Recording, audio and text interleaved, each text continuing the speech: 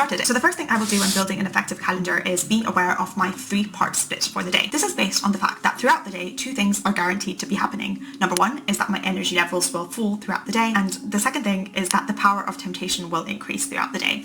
And what I mean by the power of temptation is what Dan Ariely described as the ability to continuously say no to things diminishes throughout the day as we are doing this. The way that I like to visualize this is having this huge pot of ability to resist temptation, and every morning I start out with a fresh pot. And what this means is I might go to make breakfast and I'm going to make something healthy, even though I might want a donut, but I'll say no, I'm not going to do this. I'm going to have a good healthy day. But as I continuously do this throughout the day, the ability to resist things that I actually want to do becomes less and less and less, and this pot becomes smaller and smaller and smaller. And what happens by the end of the night, for example, you might recognize this if you've been restricting food throughout the day, you'll have a midnight snack by completely raiding the fridge. So I keep in mind that I'm going to have less energy throughout the day, and things are going to get more and more tempting throughout the day, so it's going to be much harder for me to resist things as the day progresses. Keeping these 2 things in mind, every single day of my week from a macro standpoint gets divided into 3 main parts. So the first part of every single day is reserved for activities that are high energy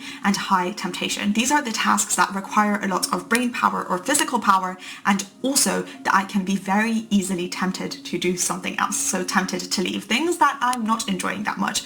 These might be studying for an exam, this might be doing a task for work which is not particularly fun, this might be a huge project that I've just been procrastinating on for so long because it's not the ideal way that I want to spend my time. So all of the things which I don't particularly love to do go into this first part of my day, because this is the part where I am the strictest and the part where I have the most energy. The second part of the day is reserved for activities which are high energy because I'm still buzzing at this point, and also activities that require a little less resistance to do. So this might be going to the gym, for example, because I actually enjoy doing this. This might be hanging out with friends because I really enjoy doing this, or fun activities or fun projects, or the fun parts of studying that I would like to engage in. So these go into the second part of my day. And the last part of my day is where I have the lowest energy and the highest ability to be tempted by other tasks. So this is where procrastination is very easy. So keeping this in mind, I'm not going to leave like this huge work project which I really don't want to do for the last thing at night, because it's almost guaranteed I'm just going to get in bed and think, no, I'll do it tomorrow.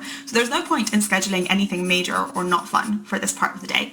This is for my personal creative tasks. This is for things that I would actually like to spend my time on that don't particularly require huge amounts of energy. These will go into the last part of my day. So in this way, I keep this rule in mind, and I have like this invisible 3-part division of my calendar every time that I'm booking in tasks. So if I have to do something, or if I have to work for something in the week, the first question I will ask myself is, how likely am I to not want to do this task, and how much energy will this take? So depending on these 3 factors, it will either go into any part of my day. The second